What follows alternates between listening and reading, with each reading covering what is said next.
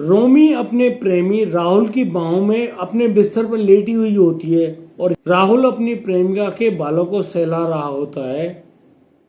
तभी रोमी अपनी आंखों में आंसू भर लाती है और उसके आंसुओं को देखकर राहुल पूछ रहा होता है कि क्या हुआ रोमी, आखिर तुम क्यों ऐसा कर रही हो, क्यों रोना चाहती हो, क्यों रो रही हो। मुझे भी बताइए कि तुम्हारे दिल के अंदर ऐसा कौन सा कष्ट है जिसको आप छुपा रही हो और मुझे नहीं बता रही हो। दोस्तों, यहाँ पर जो रोमी होती है वह अब अपने आंसुओं को पोंछते हुए बैठ जाती है और राहुल से कहती है कि राहुल, तुम्हें पता है मेरे मम्मी पापा का मर्डर किसने किया था। यहाँ पर राहुल चौंक जाता है। वह पूछ रहा होता है कि मुझे तो कुछ नहीं पता रोमी, तुम अक्सर बताती हो या फिर मैंने जिससे भी पूछा है वो यही बताते हैं कि रोमी के मम्मी पापा की तो जो मौत हुई थी वह एक सड़क दुर्घटना में हुई थी, तुम ऐसा क्यों कह रही हो।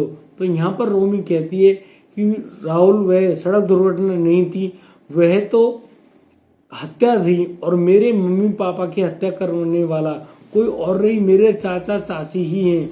उन्होंने एक ऐसी साजिश रची जिस साजिश के तहत मेरे मम्मी पापा को अपनी जान गंवानी पड़ी। दोस्तों, इस बात पर रोमी का प्रेमी जो राहुल है वह भी बहुत ज्यादा गुस्से में आ जाता है और वह कहता है कि रोमी, मुझे सौगंध है तुम्हारे सर की कि यदि मैंने तुम्हारे मम्मी पापा के हत्यारों को बदला नहीं लिया जब तक मैं चैन की रोटी नहीं खाऊंगा। दोस्तों, यहाँ पर जो रोमी होती है वह कहती है कि नहीं राहुल, ऐसे कुछ नहीं करना है, इसके लिए हमको बहुत अच्छी और बढ़िया साजिश रचनी पड़ेगी और इसी साजिश के तहत हम ऐसा अपना बदला लेंगे ताकि किसी को भी हम पर शक ना हो। और दोस्तों, इसी बात पर राहुल भी राजी हो जाता है और ऐसा सोच सोचकर वो लोग अब उसी बिस्तर पर सो जाते हैं।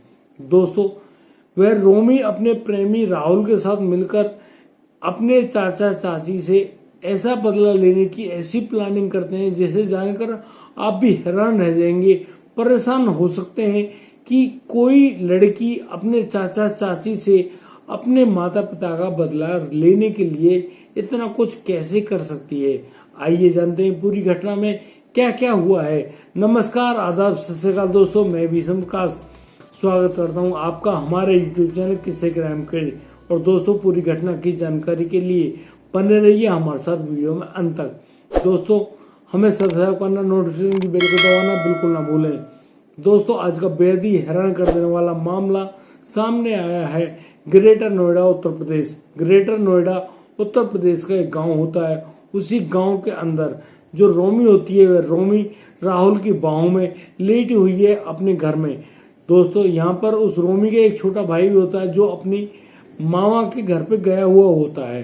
रोमी अब अपने घर पे अपने प्रेमी राहुल को अक्सर बुला लेती है और राहुल के साथ ही रात को अपने बेडरूम में अपने बिस्तर पर सोती है। उस रात जब रोमी राहुल को बता रही होती है कि राहुल उसकी माता पिता की हत्या करने वाला कोई और नहीं, उसके चाचा चाची हैं, तो यहाँ पर राहुल भी अपनी प्रेमिका की बातों में आ जाता है और उस पर यकीन करने लगता है। दोस्तों, उसी यकीन के चलते अब उनके दिमाग में जो प्लानिंग बनी थी वह प्लानिंग कुछ इस प्रकार होती है कि एक दिन रोमी अपनी दोस्त जिसका नाम संगीता है, संगीता को अपने घर बुलाती है और यहाँ पर संगीता के साथ बैठकर वह चाय पी रही होती है। दोस्तों, इसी चाय के अंदर कुछ ऐसा नशीला पदार्थ होता है कि संगीता अब चाय पीने के बाद तुरंत वहीं उस बिस्तर पर लुढ़क जाती है। दोस्तों, जैसे ही संगीता वहां पर लेट जाती है तो अब रोमी राहुल को फोन करके बुला लेती है। अब राहुल भी रोमी के घर में आ जाता है और अब वो दोनों उस संगीता के साथ उसके सारे कपड़े निकाल देते हैं और फिर उसको रोमी के कपड़े पहना दिए जाते हैं और रोमी के जो कानों में और हाथों में जो चूड़ियां हैं, कानों में जो बालियां हैं, उनको उस संगीता को पहना दिया जाता है। और यहाँ पर राहुल अब संगीता की हत्या कर देता है गला दबाकर। यानी कि रोमी और राहुल दोनों उसकी दोस्त संगीता को जान से मार देते हैं और रोमी अब यहीं पर नहीं रुकती है।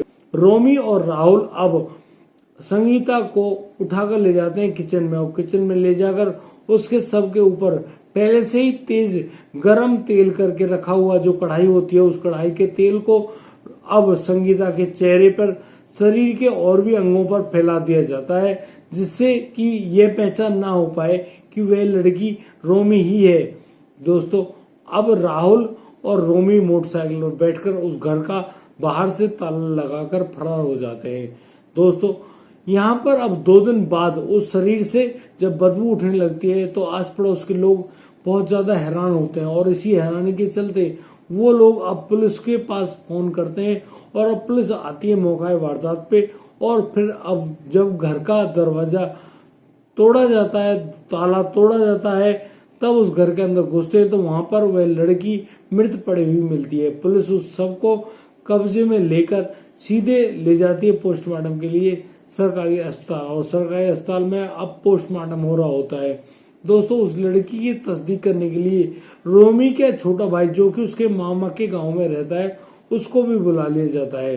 दोस्तों, जितेंद्र नाम का ये छोटा भाई अब अपनी बहन के मृत शरीर को देखकर बहुत जोर जोर से रोने लगता है और कहता है कि इस दुनिया में तुम्हारे अलावा मेरा कोई था ही नहीं। पहले मेरे माता पिता गुजर गए और अब तुम भी मुझे छोड़कर चली गई। अब मेरी जिंदगी को कौन पालेगा, मैं कहाँ जिंदगी जीऊंगा। दोस्तों, यहाँ पर सभी की आंखें नम है, क्योंकि उस छोटे से जितेंद्र की करुण रुदन को देखकर किसी से भी नहीं रहा जा रहा है। लेकिन यहाँ पर जो जितेंद्र है उस लड़की की तस्दीक करता है अपनी बहन रोमी के नाम पर, और अब रोमी को मृत घोषित कर दिया जाता है। अगले दिन पुलिस के पास कुछ लोग आते हैं और उनके हाथ में एक लड़की का फोटो होता है। उस लड़की के फोटो को दिखाने के बाद वो लोग कहते हैं कि इस लड़की का नाम संगीता है और पिछले 3 दिन से लापता है। ये कहाँ पे गई है, कहाँ गई है, हमें इसके बारे में कोई जानकारी नहीं है। हमने सभी जगह इस लड़की की पूछताछ कर ली है, लेकिन उस पूछताछ करने के बाद भी हमको यह लड़की नहीं मिली है। दोस्तों, पुलिस अब उस लड़की के फोटोग्राफ को अपने पास ले लेते हैं और वो कहते हैं कि हमको भी एक लड़की की लाश बरामद हुई है, लेकिन उस लड़की का नाम तो रोमी है। क्या आप जानते हो रोमी को? तो यहाँ पर उस लड़की का पिता कहता है कि रोमी उसकी लड़की संगीता की बहुत अच्छी दोस्त है, और उस दिन जब वह गायब हुई थी तो रोमी का ही फोन आया था उस संगीता के पास। अब संगीता के नंबर के बारे में पूछताछ हो रही होती है, लेकिन संगीता का फोन नहीं मिलता है। दोस्तों, अब रोमी के नंबर के बारे में जब पूछताछ हो रही होती है तो रोमी के बारे में भी कोई जानकारी पुलिस को नहीं मिलती, यानी कि उसका फोन भी उसके पास नहीं मिला है। दोस्तों, अब पुलिस आगे बढ़ती है और अब रोमी के नंबर की जो ट्रेसिंग है वो कराई जाती है, उसके बारे में कॉल डिटेल निकलवाई जाती है, और उन्हीं कॉल डिटेल के मुताबिक अब उन कॉल डिटेल्स में उस संगीता का नंबर भी होता है, यानी कि रोमी ने ही संगीता को अपने घर फोन करके बुलाया होगा। पुलिस अब इस कौन पर बात कर रही होती है, इसी नजरिए से सोच रही होती कहीं ऐसा तो नहीं कि यहाँ संगीता ने रोमी को मर्डर कर दिया या रोमी ने मर्डर कर दिया है संगीता का। अब पुलिस के पास एक नया क्लू मिल जाता है और अब पुलिस अब आगे बढ़ती है और उसी नंबर की पूछताछ कर रही होती है। यहाँ पुलिस को उस कॉल डिटेल में एक ऐसा नंबर मिलता है जिस नंबर पे रोमी घंटों घंटों बात किया करती थी। दोस्तों, जब उस नंबर की डिटेल निकलवाई गई तो उस नंबर के बारे में जानकारी मिली कि वह जो लड़का है जिसका नाम राहुल है, ये नंबर उसी के नाम पर लिया गया है, लेकिन वह तो प्रयागराज का रहने वाला है। दोस्तों, अब पुलिस प्रयागराज के पुलिस थाने में कांटेक्ट करती है और उस नंबर के मालिक राहुल के बारे में पूछताछ करती है, तो राहुल मिलता है अपने गांव में। दोस्तों, यहाँ पुलिस जब राहुल को पूछताछ के लिए अपने थाने लेकर आती है तो राहुल से पूछताछ तो हो रही होती है, लेकिन राहुल कोई भी सच्चाई बयान नहीं कर पा रहा है। अब यहाँ पर ग्रेटर नोएडा की जो पुलिस होती है पहुंच जाती है प्रयागराज, और प्रयागराज पहुंचने के बाद अब उस लड़के राहुल से पूछताछ कर रहे होते हैं, तो राहुल के भी बयान में कुछ ऐसे प्रश्न उठ के आते हैं जिसके बारे में वह बता रहा होता है पुलिस से कि वह ऐसा कैसे कर सकता है, वह तो पिछले 2 महीने से अपने गांव में ही रह रहा है। आप बात कर रहे हो 2-3 दिन की, लेकिन वह तो पहले से ही अपने गांव में गया हुआ था। लेकिन जब पुलिस की ट्रेसिंग की गई थी उस नंबर से, तो उस नंबर की लोकेशन गाजियाबाद भी मिली थी और ग्रेटर नोएडा में मिली थी। यहाँ पुलिस को पता चल गया था कि राहुल अब उनसे झूठ बोल रहा है और उनको गुमराह भी कर सकता है। दोस्तों अब राहुल को गिरफ्तार करते हुए पुलिस ले आती है ग्रेटर नोएडा में जब उससे ढंग से पूछताछ की जाती है तब जाकर राहुल इस बात को स्वीकार करता है कि यह जो लड़की जो मारी गई है, जिसका शव आप लोगों ने बरामद किया है, यह रोमी नहीं, यह तो संगीता है और संगीता की जान ली थी रोमी ने, और रोमी अब यहाँ पर आपको नहीं मिलेगी। तो पुलिस ने पूछा कि फिर रोमी कहाँ गई, आखिर तुमने उस रोमी को कहाँ पर लापता कर दिया है। तो दोस्तों यहाँ पर राहुल भी बताता है कि रोमी जो है वह अब इस समय काठमांडू पहुंच चुकी होगी, क्योंकि वह फरार होना चाहती थी और वह चाहती थी कि वह अब भारत देश में ही नहीं रहेगी। दोस्तों पुलिस को जब रोमी का शव बरामद हुआ था तो उस शव के पास एक सुसाइड नोट भी बरामद हुआ था, और उसी सुसाइड नोट के तहत यह भी पता चलता है कि वह लड़की जो रोमी है वह अक्सर दुखी होती है अपने चाचा चाची से। जो उसका चाचा है वह उसकी जान लेने के लिए उस पर कई बार हमले भी कर चुका है, उससे शारीरिक संबंध भी बनाना चाहता है, लेकिन वह क्या करे, उसका माता पिता की हत्या तो पहले ही करवा दी उस चाचा ने, लेकिन वह अब उस लड़की को भी बदनाम करना चाहता है। दोस्तों जब पुलिस के पास यह सुसाइड नोट पहुंचता है तब पुलिस ये जानकर हैरान रह जाती है कि जरूर इसमें इस लड़की के चाचा चाची हाथ होगा।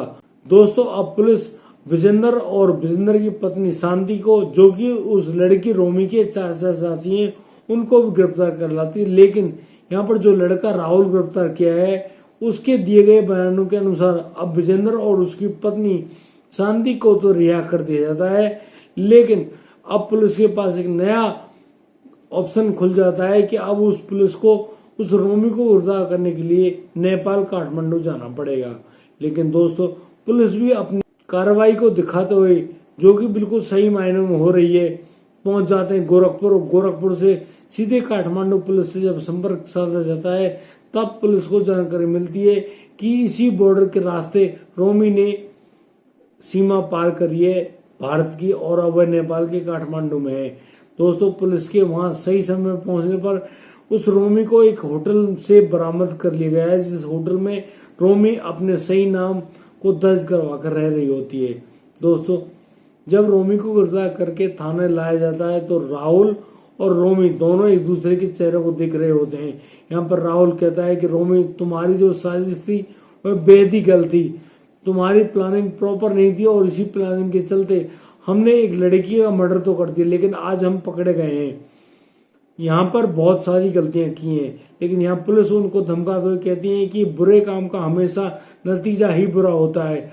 आप चाहे कितने ही बुद्धिमान शातिर क्यों ना बनते हो, एक न एक दिन पुलिस के हत्थे तो आपको चढ़ना ही होता है। और दोस्तों हमारा आपसे यही गुजारिश है कि कभी भी इस प्रकार के कानून को अपने हाथों में ना लें और कोई भी इस प्रकार की खतरनाक प्रक्रिया को अंजाम ना दें, क्योंकि इनके परिणाम बेहद ही शर्मनाक और खतरनाक होते हैं। और दोस्तों यदि आपको हमारी वीडियो और दी गई जानकारी अच्छी लगी हो तो आप हमें लाइक करें, कमेंट करें, शेयर करें, और हाँ सब्सक्राइब करना बिल्कुल ना भूलें। दोस्तों अब दीजिए मुझे इजाजत, मिलता हूँ कल रात 8 बजे। तब तक के लिए आप बढ़िया रहें, बेहतरीन रहें, अपने परिवार का बखूबी ख्याल रखते रहें। जय हिंद, जय भारत।